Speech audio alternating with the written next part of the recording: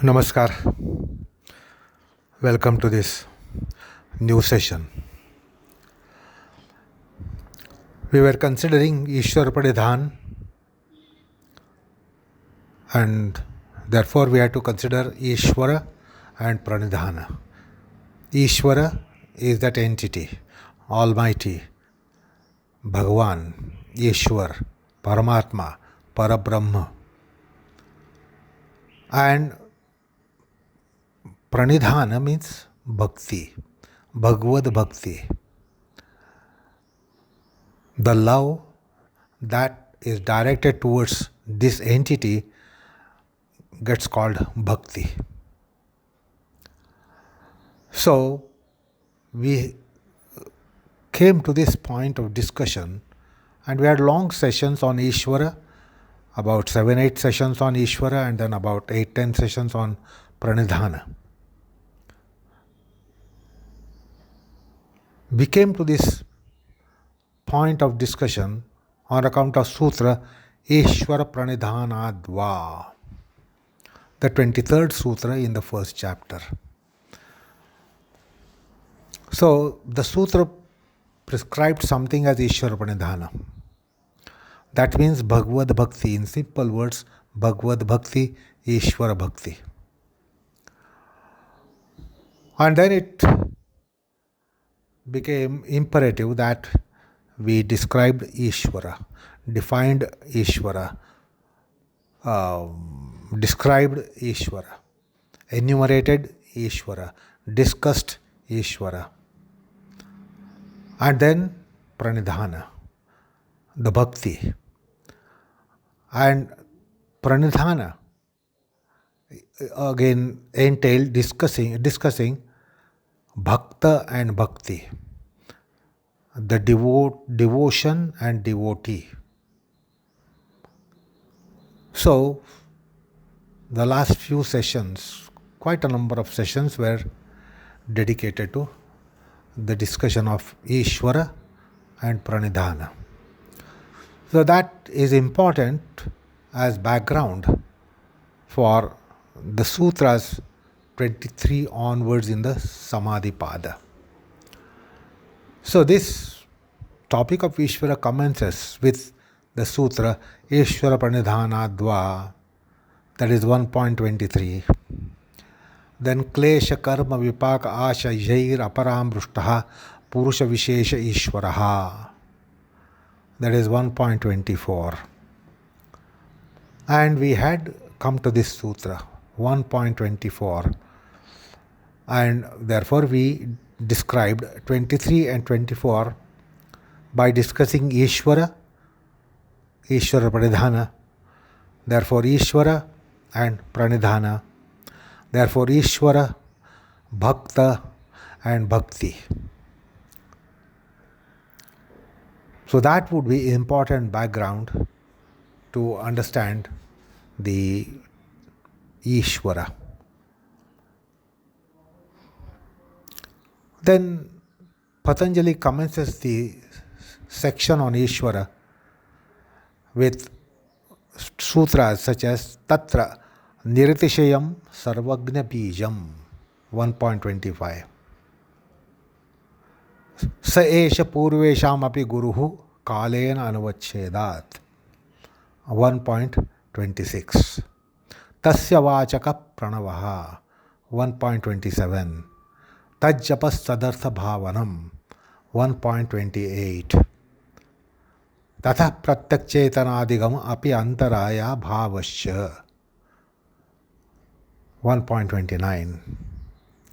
So these are the sutras which come successively to describe the topic of Ishvara.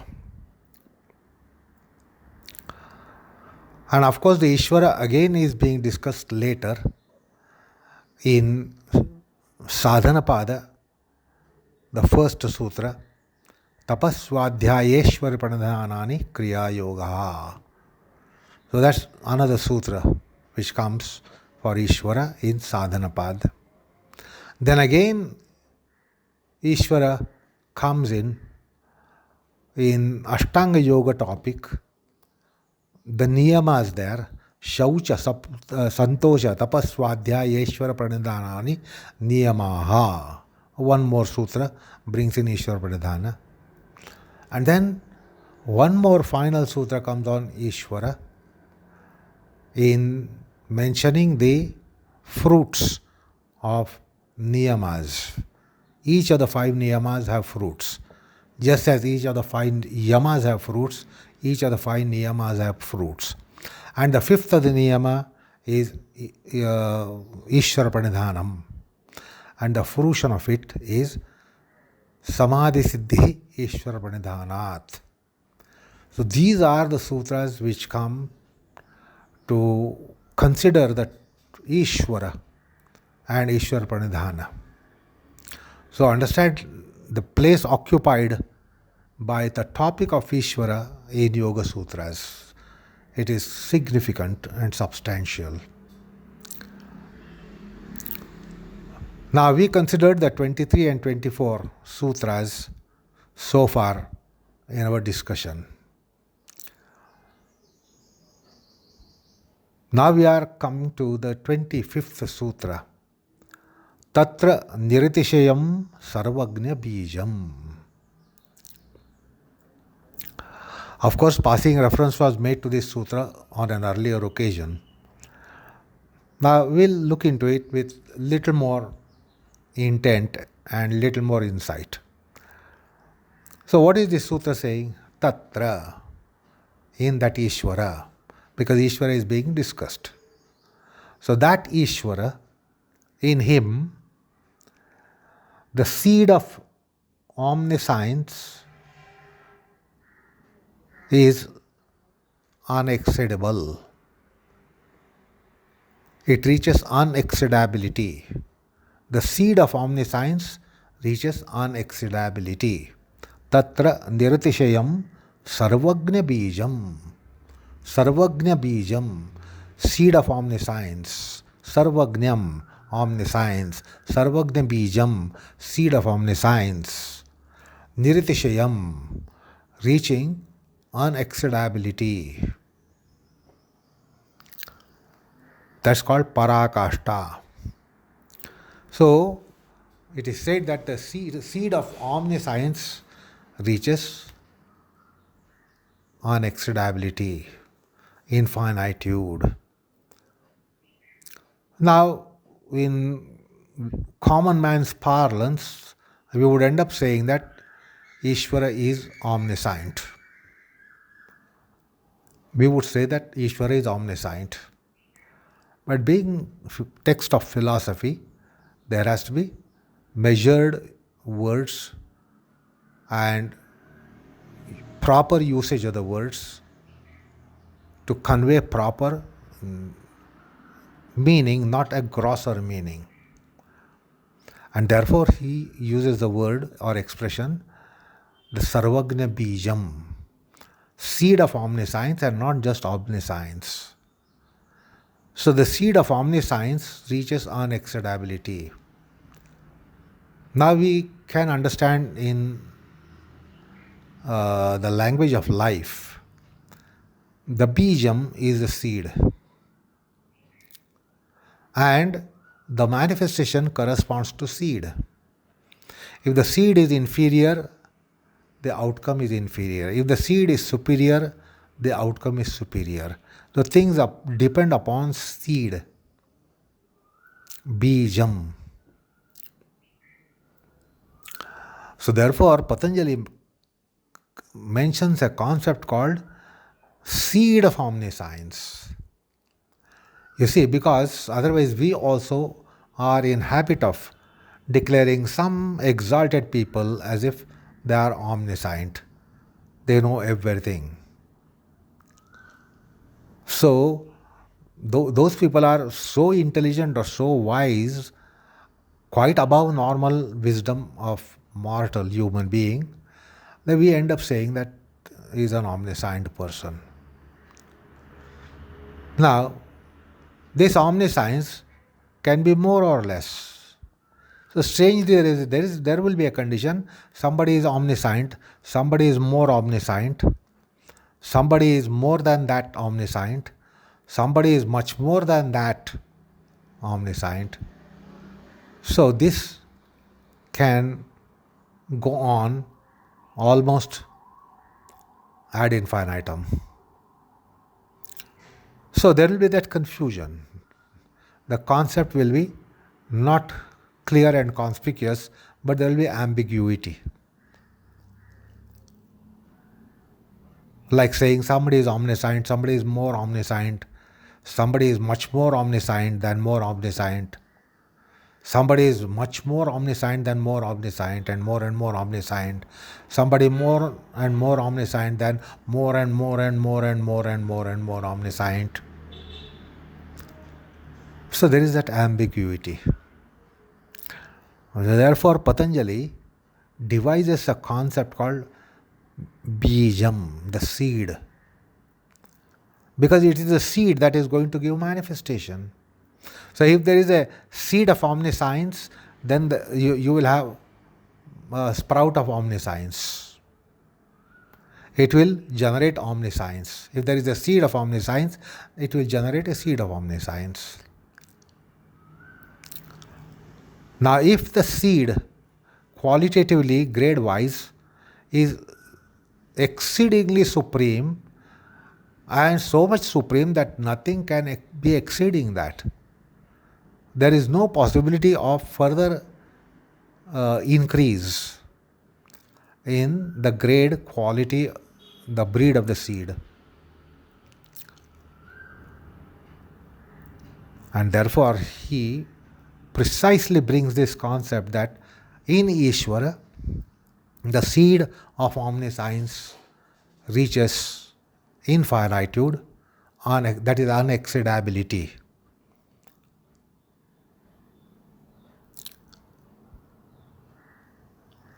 So, what is this Sarvajñatva? What is this omniscience? When do we say that this is omniscience?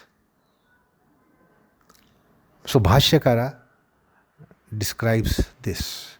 Yadidam atita anagata pratyutpanna pratyeka samuchaya atindriya grahanam alpam bhavviti sarvagnya bijam. He is explaining sarvagnya bijam. Now what is therefore sarvajñatvam?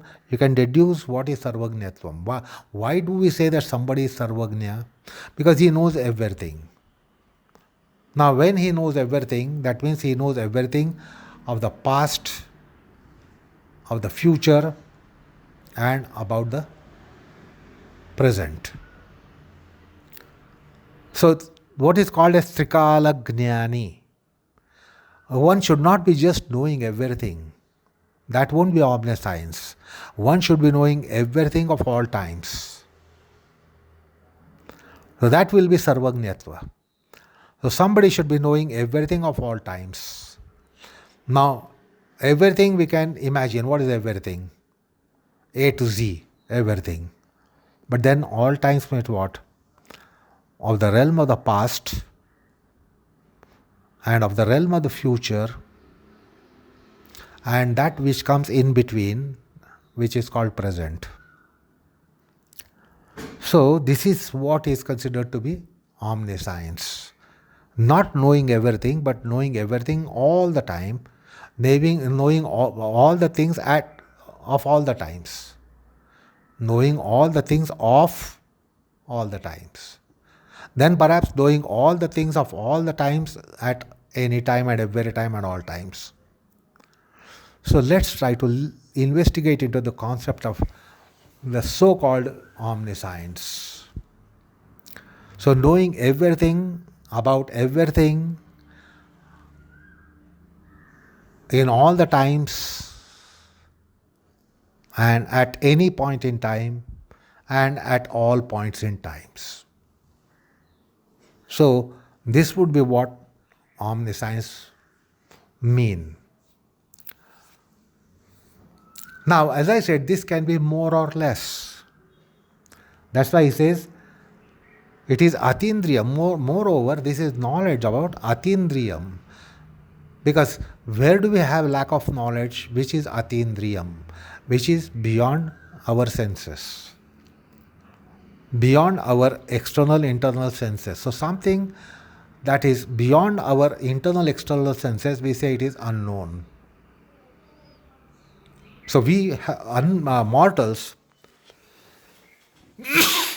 have realm of unknown, which precisely is Atindriya realm. Atindriya means beyond senses.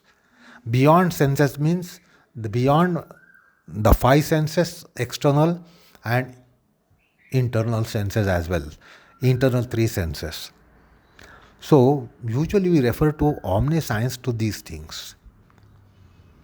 The knowable things, which are visible things, which are cognizable things, which are tangible things, we do not appreciate omniscience, and we don't look at omniscience with regards to that.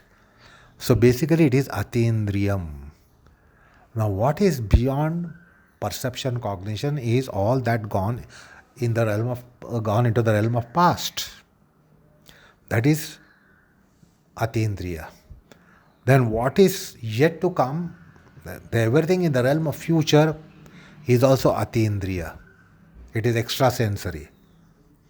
It cannot be object of senses, either external senses or internal senses of mind intelligence. And there is something similarly Atindriya in object at sight. Object at sight also there is so much Atindriyam. It is beyond sensory perception, the subtler aspects. The constitution of the objects by subtle atoms, molecules, particles, subatomic particles is also Atindriya. We cannot be seeing them.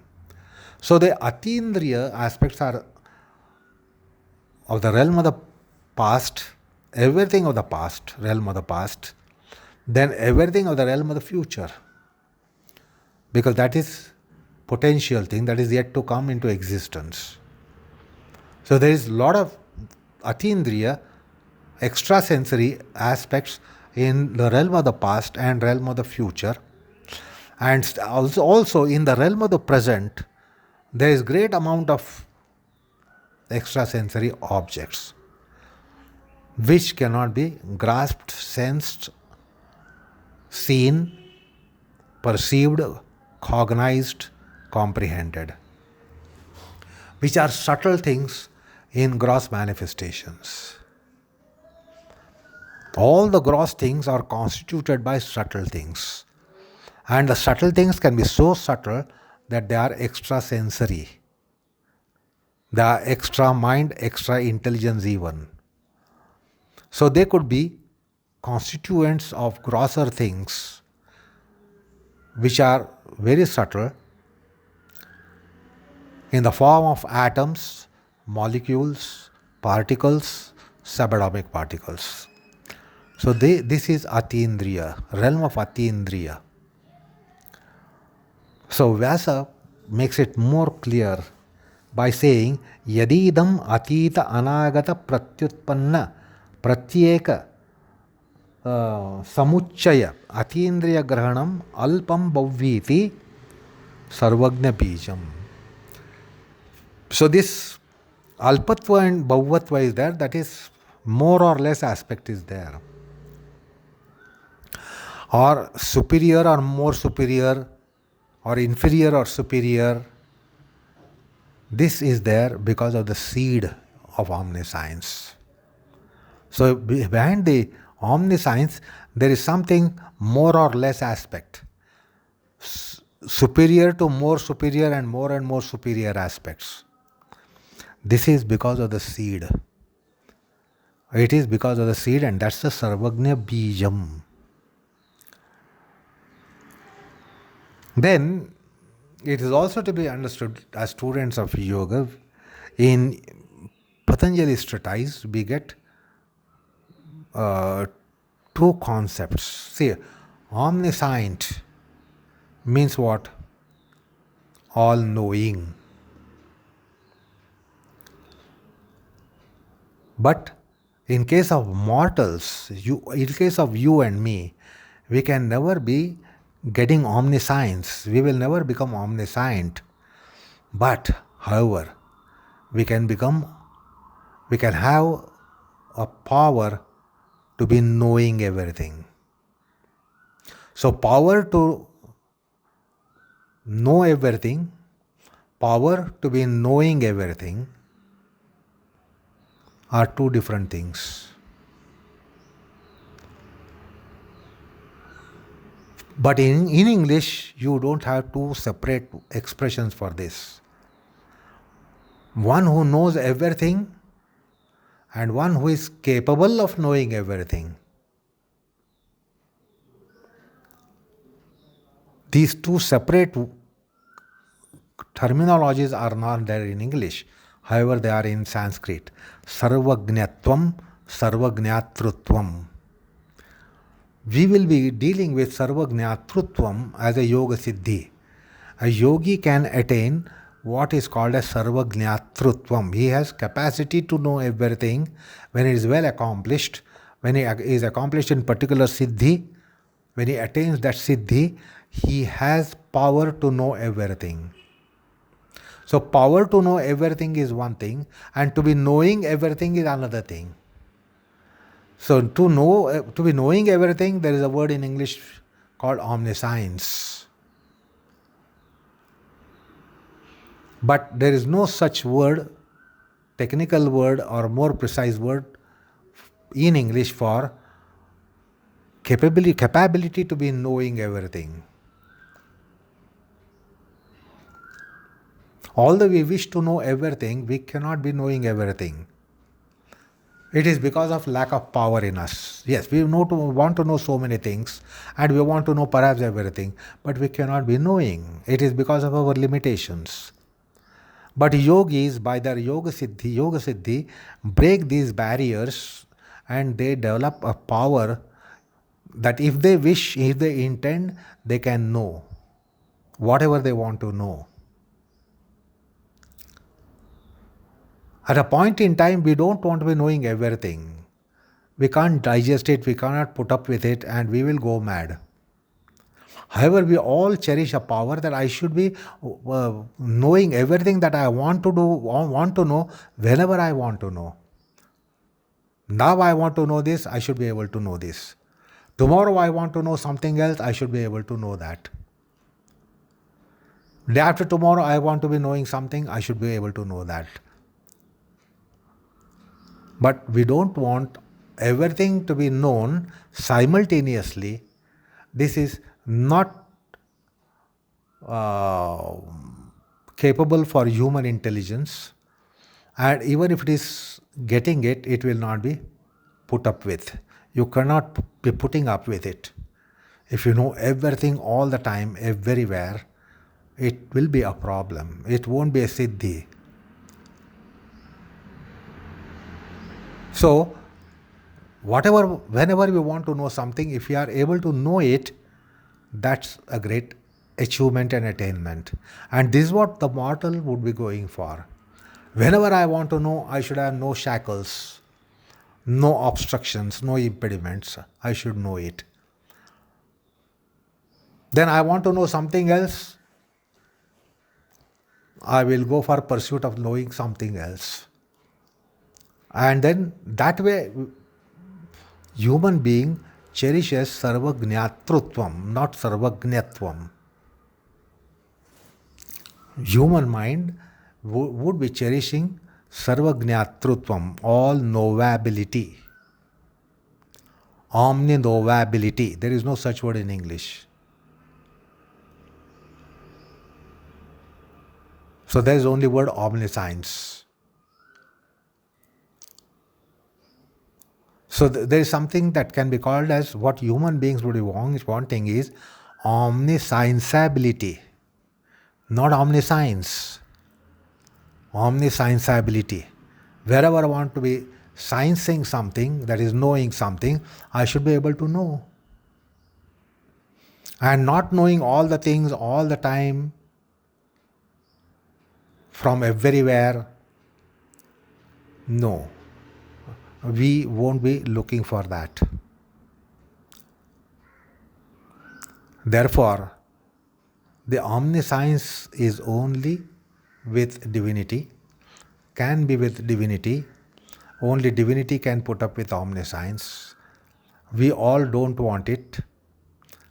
Even if we get it, we cannot be putting up with it. And then we will be in utter discomfort, utter desire, utter turbulence. So we should be wanting the power to be knowing whatever and whenever we want to know. Then that will be great glory. That will be great attainment. That is called sarvagnatrutvam. So if I may say so in English, all omniscienceability. We want omniscienceability, not omniscience. We want to be not omniscient, but omniscientable. Whenever we want, we should know. We don't want to know everything all the time. Anyway, there are two words which come in the text of yoga, sarvagnyam, sarvagnatvam and sarvagnyatrutvam. And here we come across the mention of the bija of sarvagnyatrutvam, concept of seed of omniscience. So in the third chapter, 49th sutra, we come across sarvagnyatrutvam. So what is sarvagnyatrutvam? Sarvagnyatrutva means Shanta, Udita, Avyapadesha. The three dharmas. If we come to know about the guna parinamas in these three, and that happening without relativity, that is called Vivekaja Jnanam. And that Vivekaja Jnana gives Sarvagnyatrutvam. Anyway, Sarvagnatva Bijam, Sarvagnya Bijam. This Sarvagnya Bijam will be evolved. It can evolve in its grade, in its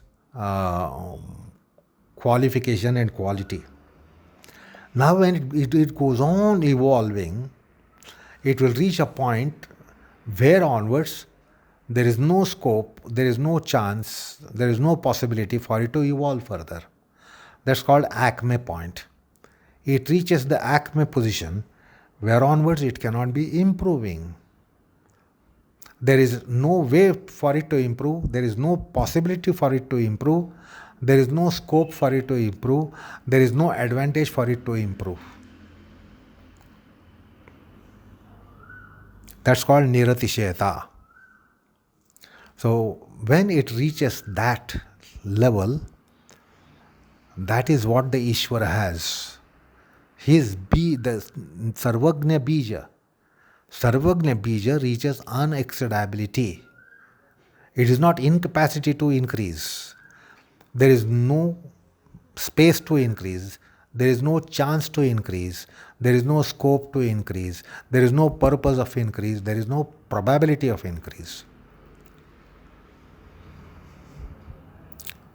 So unexceedability has these two meanings. One is that you cannot exceed, and therefore you say unexceedable. But then that itself cannot be exceeded is essential unexceedability, like the figure of infinity, absolute infinity. That means there is no chance, no possibility, no probability that it can further increase. It is not capacity. It is the capacity is out of question here. So that is called parakashta, infinitude. So this seed of excellence, of sarvagnyata, all-knowingship or omniscience reaches unexceedability. That is in Ishvara, nowhere else. It is only in Ishvara. So this is what he is mentioning in the sutra. Uh, Now, if when we know that Ishvara is eternal principle, it has been there in entire realm of the past from time without beginning, and it is going to be there in the realm of the future again to the extent that it is time without end. Anadi Ananta are beautiful, concise terms in Indian philosophical system. So, now this Ishvara, a little interesting aspect to be understood. See, my knowledge is not your knowledge. Your knowledge is not my knowledge. What I know, you do not know. What you know, I do not know. What I know, no others in the world will know, and what all others in the world know, I will not know. But Ishvara has been postulated as Purusha Vishesha. He is indweller, he is Antaryami of everyone. So my knowledge is also his knowledge by being Antaryami. Although metaphysical reality says that he is the giver of knowledge to us, yet whatever I know is known to him because he is indwelling me. So what I know is known to him by being indweller. Whatever you know is known to him by being your indweller. Whatever everyone here is knowing today, this population of 7.5 billion, what the 7.5 billion people are knowing, he knows all that by being their indweller. Now, whatever population has become extinct until today's time, some tens of billions of people have died so far. Tens of trillions of people have died so far. So, he was also an indweller in them. They have gone beyond the curtain of time, but he is eternal. Therefore, all the people so far were knowing is his knowledge. All what so far people knew, those who have gone into latencies on account of death. We know the population of the world, but why not bother about how many people have so far died in the world, on the planet?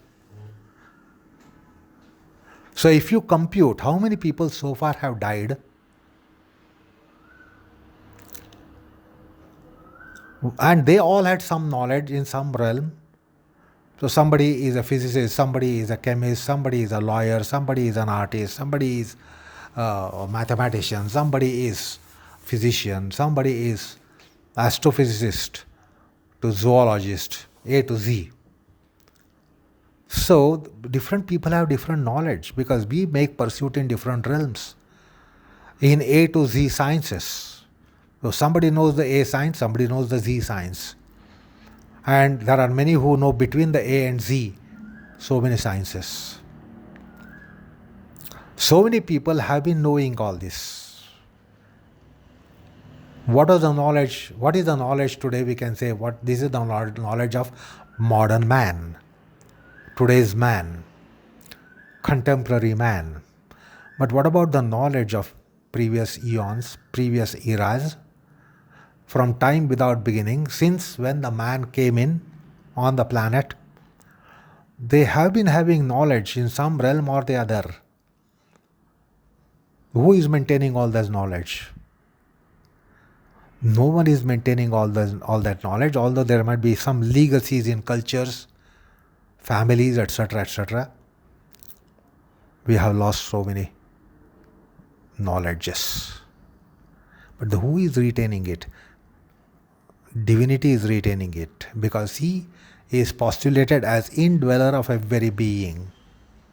See, so also what an ant knows, what elephant knows are different than what human being knows. So the knowledge of all the animals of the realm of the past, including man, All knowledge of the man today, including all animals and creatures, and all knowledge of the human beings of future realm, and all animals and creatures of the future realms, yet to come animals, yet to come snakes and elephants and dogs and cats and human beings. He is going to be knowing all that, because he is going to be indweller of them also, because he is Purusha Vishesha, he is indweller to all the beings. And therefore for him to be omniscient is not so difficult.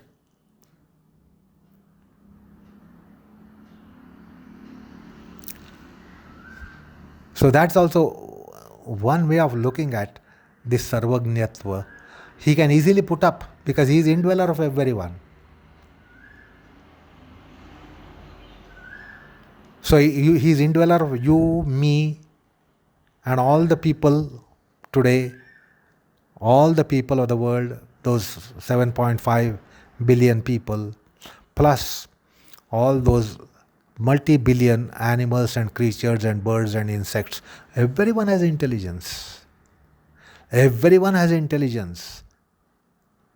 From tiniest creature, microscopic creature, to blue whale and elephant. Everyone has some intelligence. Everything has some knowledge. And he has knowledge of everything. We only deal with knowledge of human beings. Oh, if you know that, I should also know that. Many people know that, I should also know that. All the people know that, so I should also know that. But we don't bother about all the dogs and cats and cattle and animals and beasts knowing, birds, insects knowing. We don't bother to know that.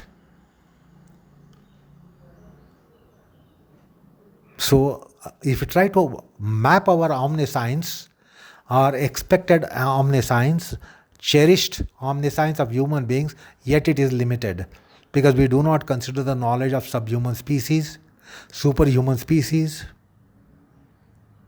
whereas this principle is indweller of all beings, human to subhuman to superhuman. And therefore understand the realm of omniscience. Our realm of omniscience is only in the realm of human world. Our omniscience doesn't include knowledge realm of the dog, knowledge realm of the cat, knowledge realm of the elephant, knowledge realm of an ant. We don't include that.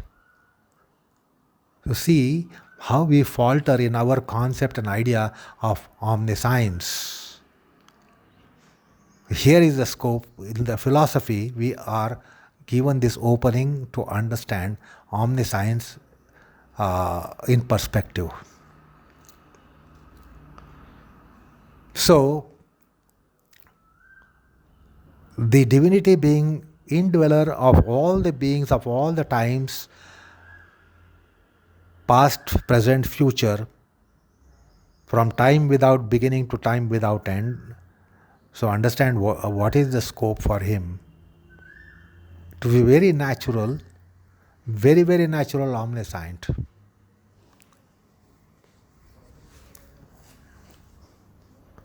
So he will have philosopher's knowledge, he will have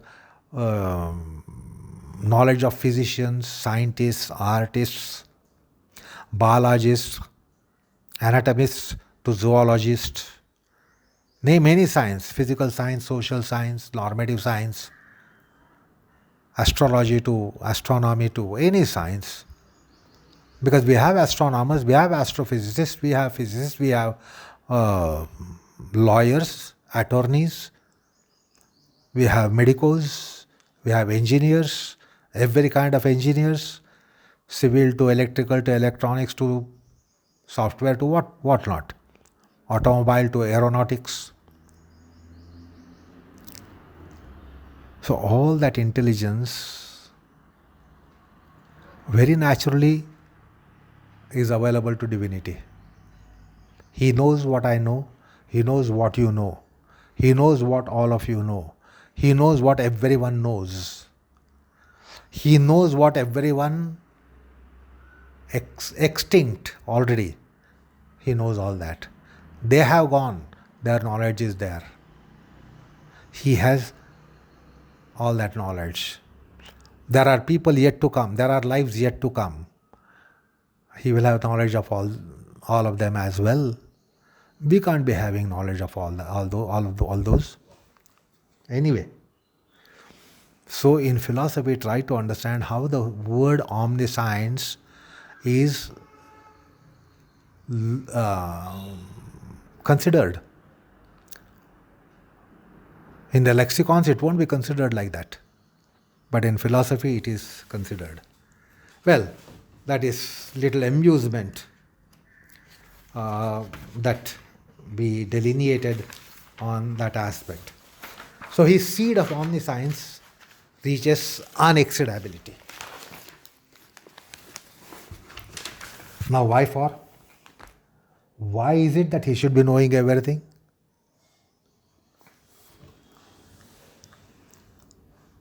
If we have knowledge, we try to exhibit our knowledge and get acclaimed. Or our knowledge is meant for somebody's benefit. We help someone by our knowledge. When we help someone, we get acclaimed. So actually, our knowledge is for ourselves. Even if your knowledge is for somebody's benefit, that person is going to have some sense of gratitude for you. And therefore, it is ultimately your knowledge is for you.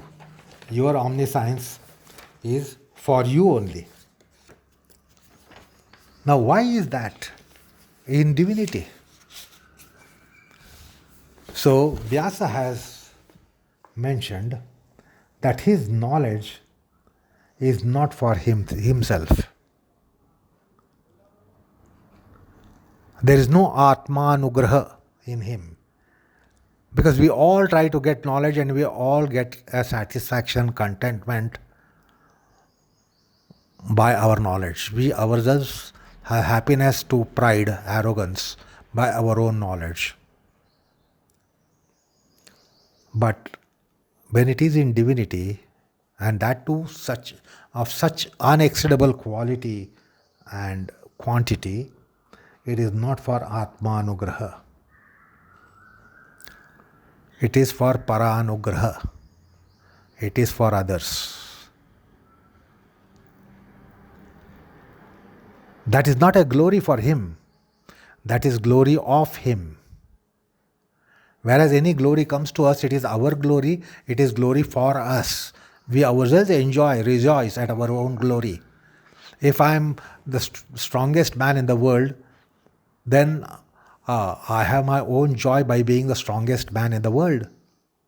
If I am the most intelligent man in the world, I have my own happiness at the fact that I am the most intelligent man. This is not the case with Ishvara. It is for Paranugraha. And that is why the Sarvagnya Bija has gone to that extent, unexceedable. It is not just to make him glorious, but it is for the benefit of others. Paranugraha. Therefore, Vyasa in his comment says that this seed of omniscience reaches such a level, unexceedability, infinitude, not for Atmanugraha, not for self-benediction. There is absence of self-benediction in him. He doesn't need anything for himself. But he has all that for others. His subjects, all animals, all creatures, all human beings. He wants to do anugraha for the others, for the jivas. The jivas all over the Srishti, he wants to have anugraha done. He wants to grace them. So, for generating and radiating and granting anugraha, blessedness, he has that. And Vyasa says that he does that by Jnana and Dharma Upadesha. He has this omniscience to be giving Upadesha, to be Guru of everyone, to be Guru of every life. To be a Guru, that means it's a revered kind of status if somebody has Gurutva. So to be having Gurutva for bequeathing Jnana, bequeathing Dharma, for Jnana Dharma Upadesha, and saving people from all various cycles, Kalpa, Pralaya, Mahapralaya. Because he is omnipresent in the sense existing in all the times. Therefore, to be saving beings in all times, in all kalpas, in all huge cycles, the kalpas, a kalpa means 1000 Chaturyugas,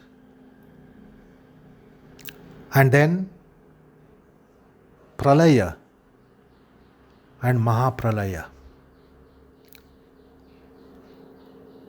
So there are so many cycles like day and night cycle. Then we have week cycle, fortnight cycle, month cycle, year cycle, decade cycle, century cycle, millennium cycle. So there are so many cycles. And then some cycles are such, like our day and night, something ends and something begins in day and night cycle. And that is quite significant. So also there is a Kalpa cycle. That is day of a Brahma. One day of Brahma spanning 4,300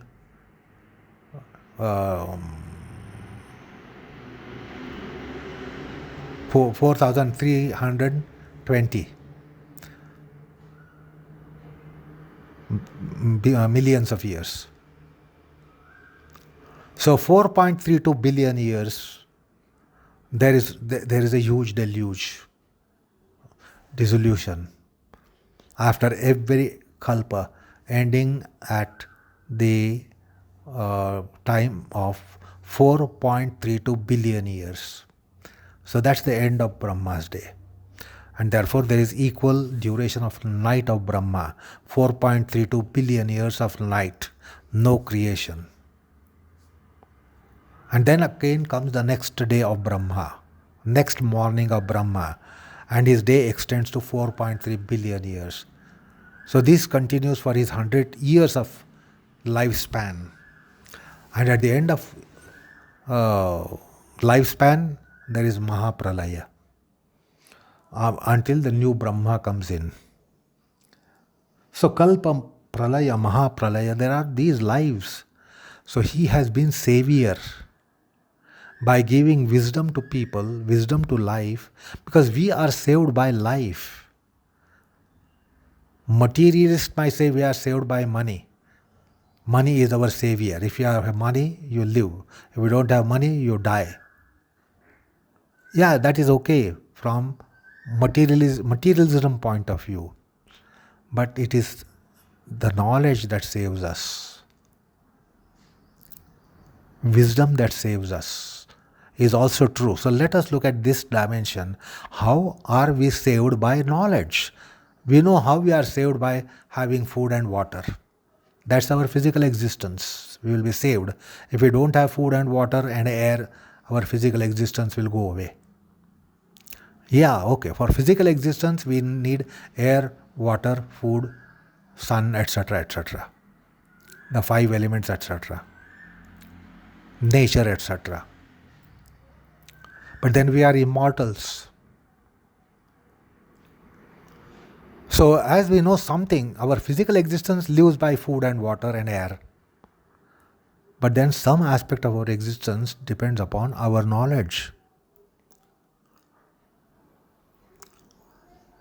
If we don't have knowledge, somewhere we are equal to being dead, equal to being non-existent or dead.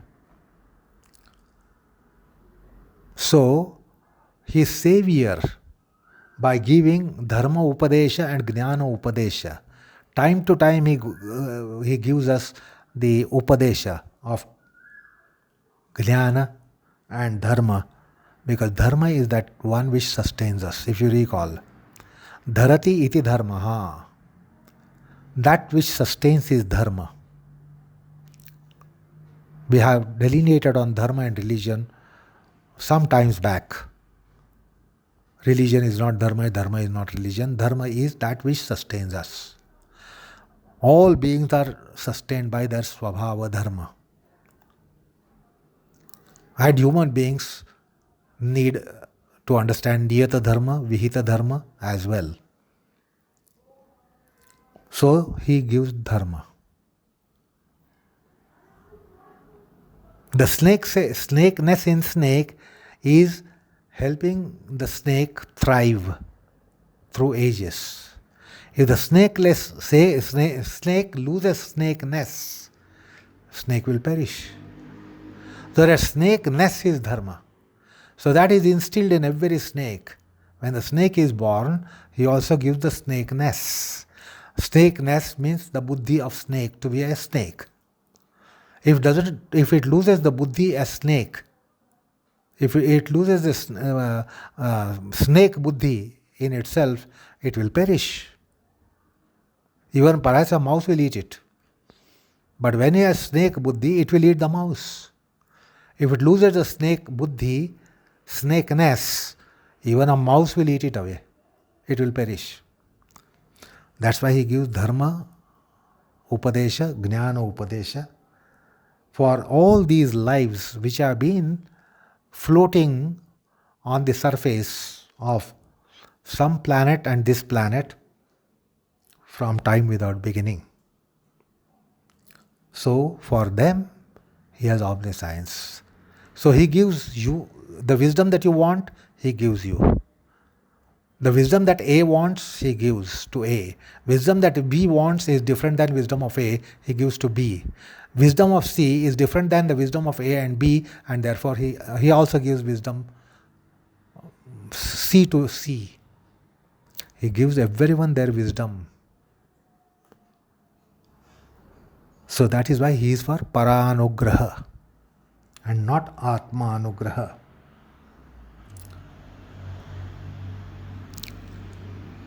And in our cyclic idea of creation, there is a mention that, and Vyasa quotes it, Adi Vidwan Paramarshi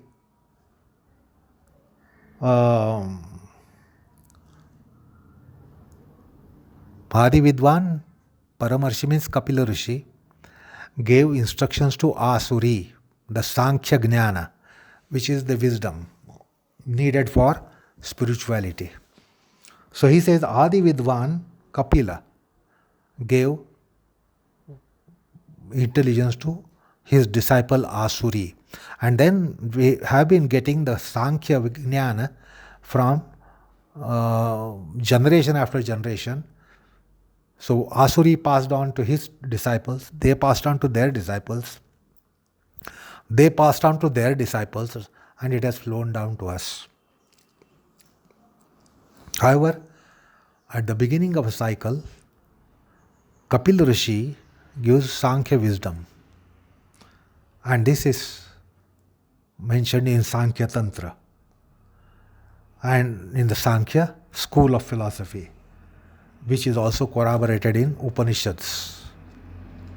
That Kapila Muni, Kapila Avatar, gives the wisdom to the first of the rishis who are roots of our human life. We are all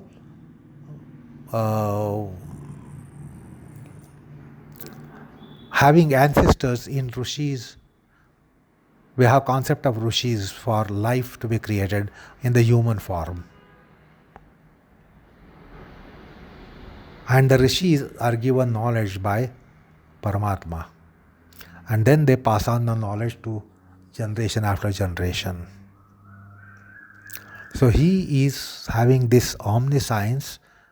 He has the knowledge of every realm for the benefit of every realm. And that is why he has this omniscience, not for his own glory that he can put on a board, Mr. Divinity Omniscient.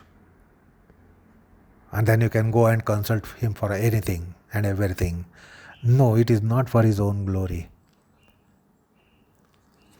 So that is why that Sarvajñatva is there in him.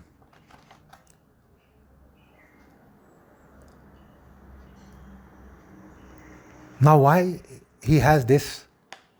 It is to be Guru of everyone, and he is indeed Guru of everyone. He is Guru by being immanent in us.